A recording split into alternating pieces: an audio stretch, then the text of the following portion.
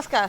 स्वागत है आपका हमारे खास कार्यक्रम होलिका में। जी हाँ, आज होलिका का पर्व है, जहाँ आज होलिका दहन किया जाएगा और पूजन का शुभ मुहूर्त क्या होगा, किस तरह से आज होलिका की पूजा की जाएगी, इसी पर आज हम चर्चा करने वाले हैं। बड़ी होली से एक दिन पहले छोटी होली मनाई जाती है। छोटी होली वाले दिन होलिका दहन करने की परंपरा है। होलिका दहन को बुराई पर अच्छाई की जीत से जोड़कर देखा जाता है। इस बार ये पर्व 28 मार्च यानी कि आज मनाया जाएगा। शाम से के समय प्रदोष काल में होली जलाई जाएगी। इसके बाद अगले दिन यानी 29 मार्च कल रंग वाली होली खेली जाएगी, जिसे धुड़ेली नाम से भी जाना जाता है। पूजा विधि होलिका दहन जिस स्थान पर करना है उसे गंगा जल से पहले शुद्ध किया जाता है। इसके बाद वहाँ सूखे उबले सूखी लकड़ी, सूखी घास आदि रखी जाती है। और क्या कुछ खास है होलिका की पूजा में, किस तरह से आप इसकी पूजा करें, क्यों होलिका मनाई जाती है, ये तमाम चीज़ें हम जानेंगे। हमारे साथ सीधे जुड़ेंगे पंडित अरविंद तिवारी जी, जिनसे हम जानेंगे कि आखिर क्या शुभ मुहूर्त है। पंडित जी, सबसे पहले तो आपका स्वागत है। पंडित जी, न्यूज वर्ल्ड चैनल के जी सभी दर्शकों को मेरा बहुत बहुत नमस्कार। पंडित जी, होलिका दहन आज है और कल होली खेली जाएगी। शुभ मुहूर्त आपसे मैं जानना चाहूंगी, और होलिका दहन के पीछे जो कहानी, हालांकि हमेशा से हम सुनते आए हैं, लेकिन इस बार की जो होली है वो बेहद खास है, क्योंकि बहुत समय बाद ऐसे योग बने हैं जिसमें ये होली बहुत ज्यादा शुभ मानी जा रही है। बिल्कुल। और मैं अपने सभी दर्शकों को होलिका के पर्व की बहुत शुभकामनाएं देना चाहता हूं। और सबसे बड़ी बात, आपने योग की बात की, तो हालांकि आज सर्वार्थ सिद्धि योग बन रहा है, और इस सर्वार्थ सिद्धि योग में होलिका दहन का जो पर्व है, जिसको हम होली का पर्व कहते हैं, उसको मनाया जाएगा।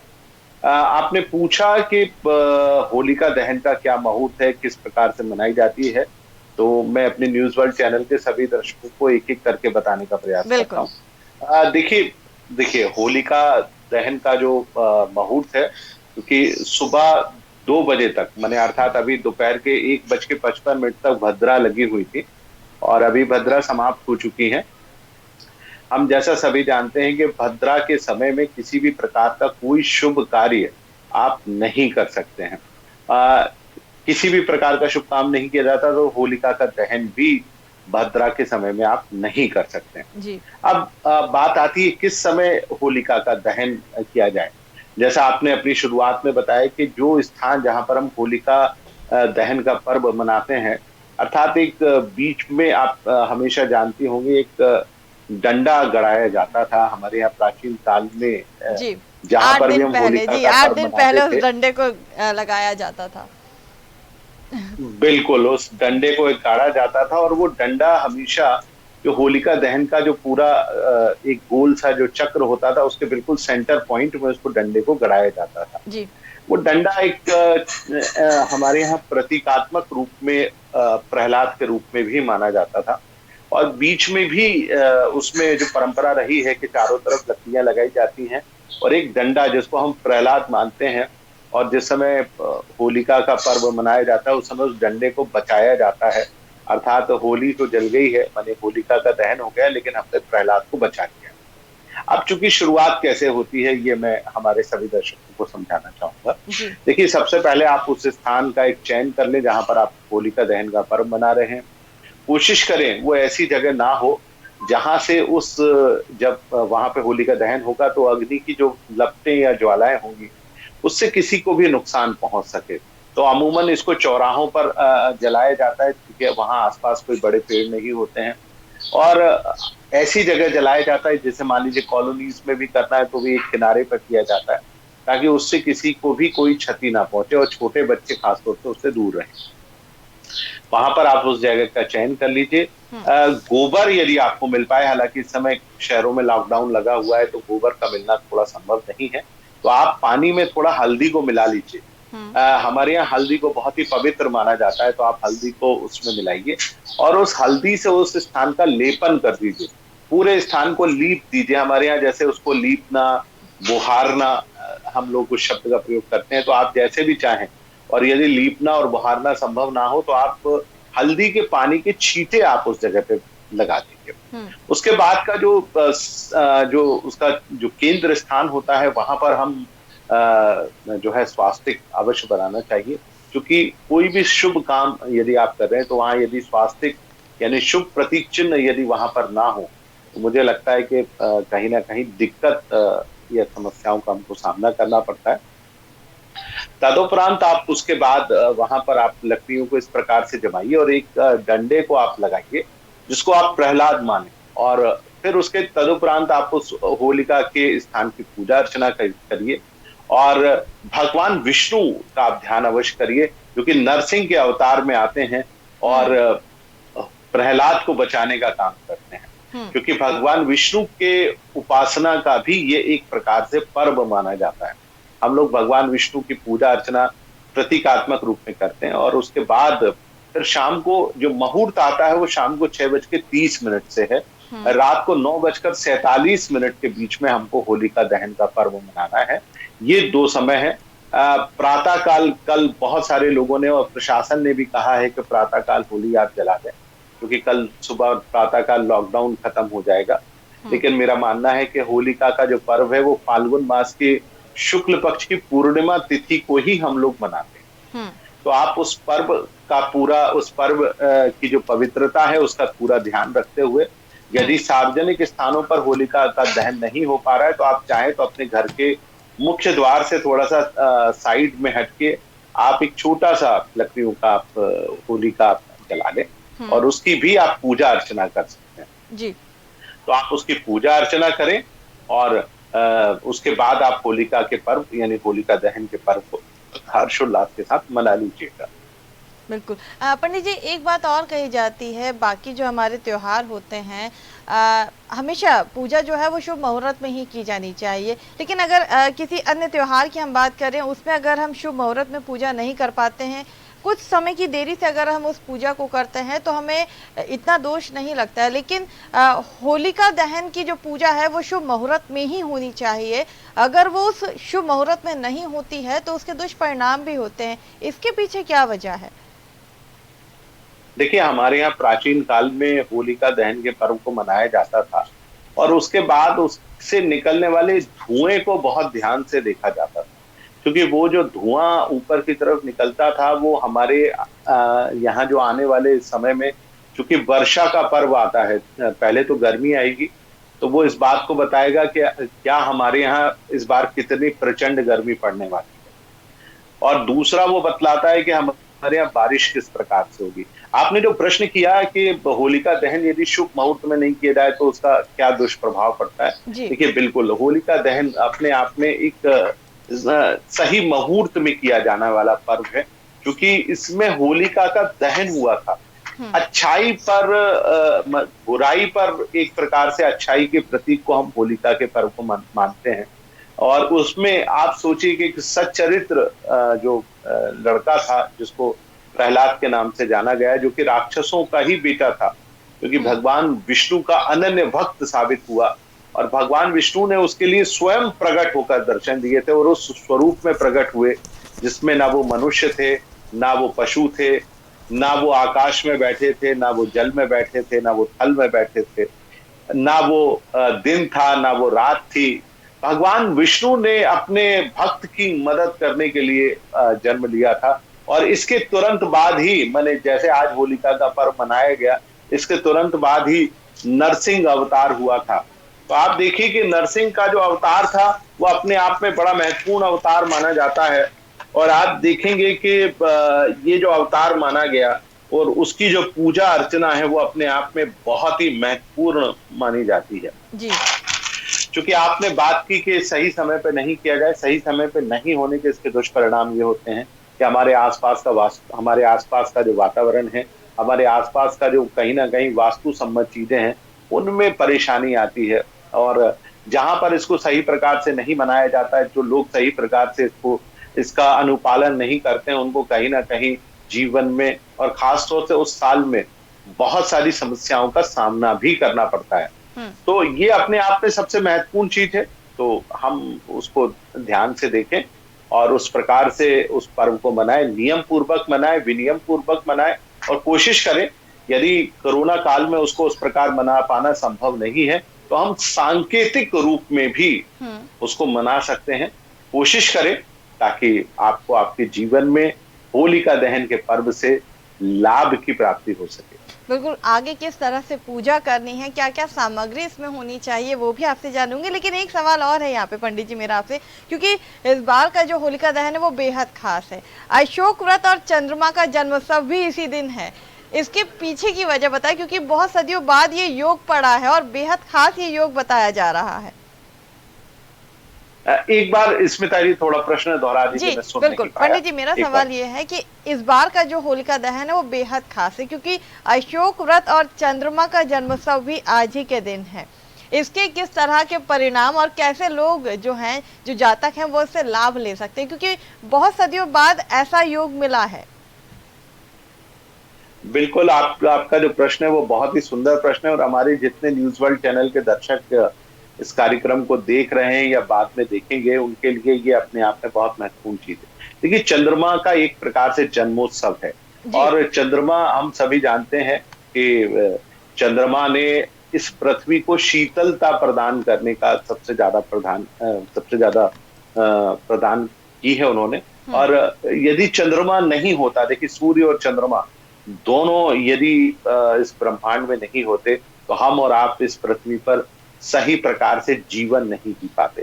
देखिए, चंद्रमा हमारे मन का कारक है। हमारे मन, जो हमारे जिस मन से हम काम करते हैं, उस मन पर नियंत्रण करने का काम चंद्रमा के द्वारा होता है। हमारे शरीर का अधिकांश भाग जल से बना हुआ है, और उस जल पर प्रभाव सबसे ज्यादा चंद्रमा के द्वारा पड़ता है। तो आज चंद्रमा का एक प्रकार से जन्मोत्सव भी है। तो हम सभी लोगों को, चूंकि रात्रि काल में होलिका का पर्व हमको मनाना है, तो इस होलिका के पर्व को मनाने के साथ साथ हम भगवान चंद्रदेव की भी पूजा अर्चना करते हैं। हम और आप सभी जानते हैं कि शरद पूर्णिमा एक पर्व आता है, जिसमें हम सभी लोग खीर या जी। भगवान का विहार कराते हैं। छत पर बिठाकर भगवान का विहार कराते हैं, भगवान शिव को भी साथ में बिठाते हैं, और चंद्रमा के दर्शन कराते हैं। तो ठीक उसी प्रकार से आज की जो पूर्णिमा है, उस समय भी हम भगवान चंद्र की पूजा अर्चना करेंगे। तो चूंकि इनका जन्मोत्सव भी है, तो भगवान चंद्र की पूजा अर्चना करते समय उनको आप प्रतीकात्मक रूप से थोड़ा सा जल चढ़ाएं, थोड़ी सी हल्दी चढ़ाएं, थोड़ी सी कुमकुम, रोली, चावल और पुष्प से प्रतीकात्मक रूप से पूजा करें। और उनका एक बहुत सुंदर सा मंत्र है, जी। ओम सोम सोमाय नमः। देखिए, सोम अर्थात चंद्र है, और हमारे यहाँ ऋग्वेद में पौमांश सूक्तम की बात करती है। पौमांश जो कि सोम का ही एक अपभ्रंश है। पौमांश एक प्रकार से जो सोम नामक पेय होता है, जिसको अमृत पेय कहा जाता है, जो कि चंद्रमा के द्वारा ही बहुत सारी जड़ी बूटियों से प्रदान किया जाता है, लेकिन आज के दौर में वो संभव नहीं है।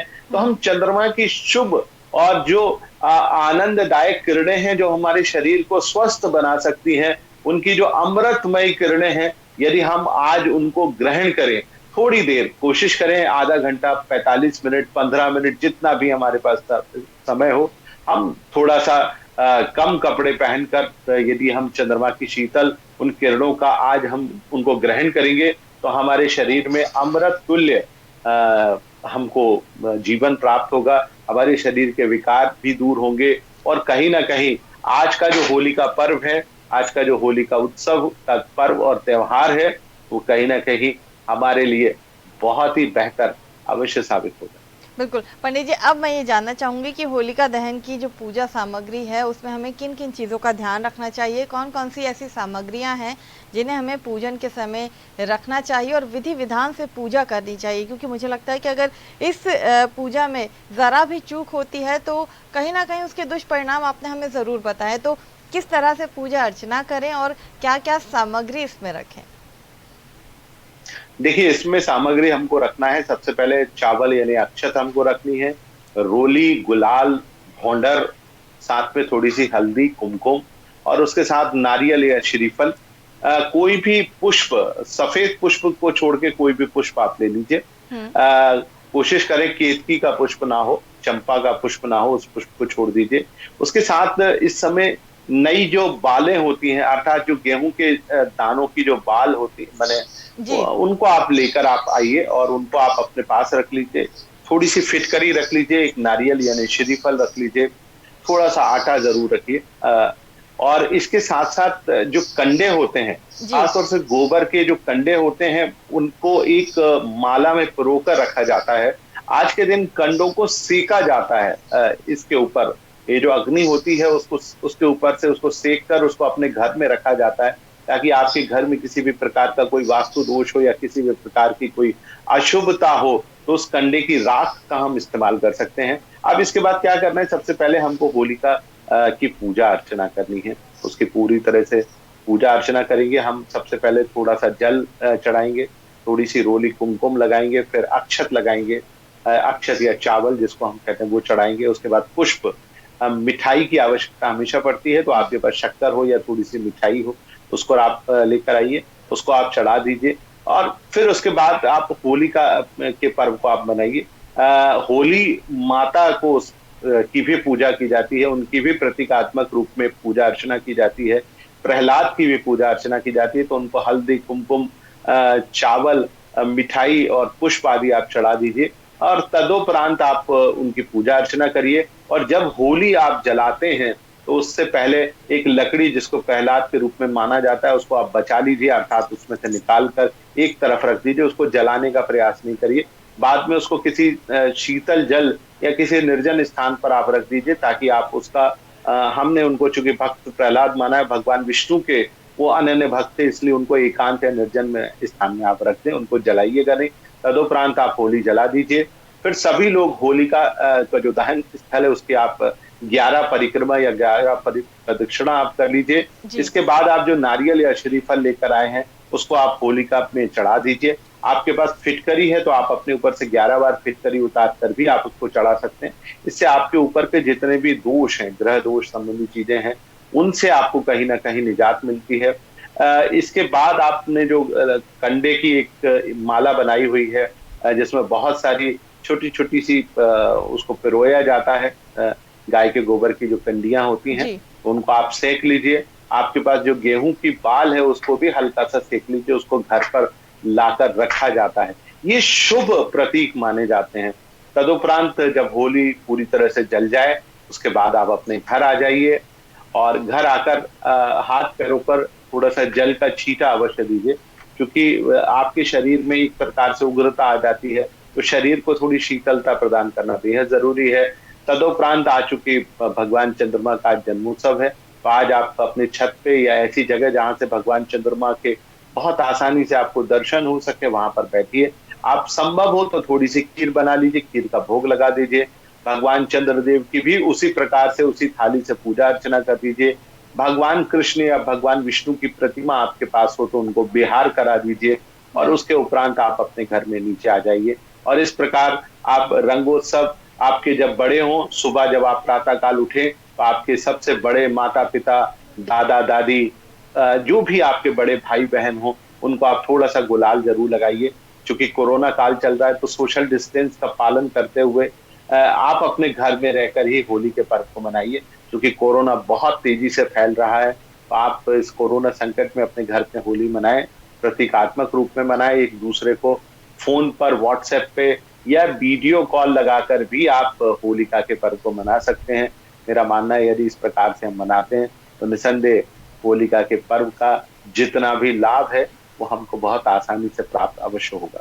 पंडित जी, ये भी कहा जाता है कि जिस दिन हम रंग खेलते हैं, यानी कि ये तो होलिका दहन की आपने हमें पूरी विधि बताई, किस तरह से पूजा की जाए और कैसे लाभ लिया जाए, लेकिन अगले दिन जिस दिन हम रंग खेलते हैं, उस दिन ये भी कहा जाता है कि पितरों को भी पूजा जाता है, उन्हें भी याद किया जाता है।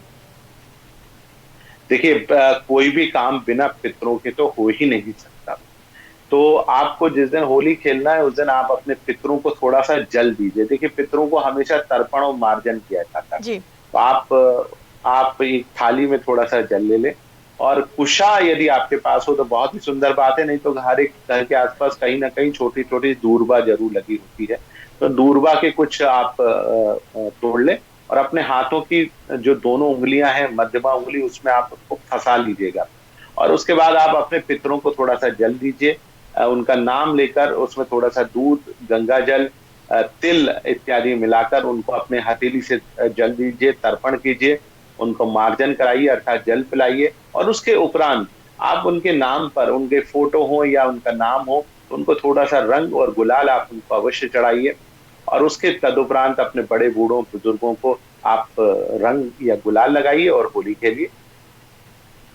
बिल्कुल। पंडित जी, एक और सवाल आपसे जानना चाहूँगी मैं यहाँ कि खान-पान का भी विशेष ध्यान इस दिन रखा जाता है। कई बार हमारे ये भी कहा जाता है, कई त्योहार ऐसे होते हैं जिस पे हमें चूल्हे पर जो है वो तवा नहीं रखना चाहिए, वो अच्छा नहीं होता है, भगवान को कष्ट होता है। इस तरह की भी हमने पौराणिक कथाएँ सुनी हैं। तो होली के दिन हमें खान-पान में क्या ध्यान रखना चाहिए और क्या नहीं खाना चाहिए, या भगवान को हमें अगले दिन किस चीज़ का भोग नहीं लगाना चाहिए? क्योंकि कई बार अनजाने में हम वो गलतियाँ कर देते हैं और उसका फिर जो फल है वो हमें नहीं मिल पाता है, जो हमें अच्छा फल मिलना चाहिए।